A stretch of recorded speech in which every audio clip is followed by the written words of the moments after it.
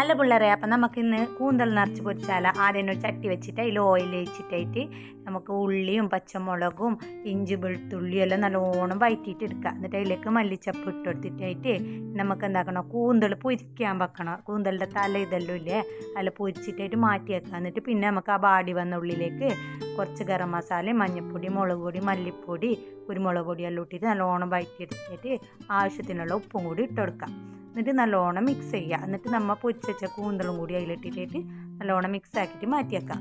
ഇനിയില്ലേ നമുക്ക് കുറച്ച് മുളക് പൊടിയും മഞ്ഞപ്പൊടിയെല്ലാം ഇട്ടിട്ടായിട്ട് കൂന്തൽ പെരക്കി വെക്കാം. എന്നിട്ട് ആ പെരക്കി വെച്ച കൂന്തലിലേക്ക് എന്താക്കണോ, നമ്മൾ തയ്യാറാക്കി വെച്ചിട്ട് മസാല ഇല്ലേ അതിട്ട് കൊടുത്തിട്ടായിട്ട് ഇതേപോലെ ഈർക്കിൽ കുത്തിയിട്ടായിട്ട് വെച്ചിട്ട് നമുക്ക് അപ്പച്ചെമ്പിലിട്ടിട്ട് ആവി കയറ്റിയിട്ട് എടുക്കണം.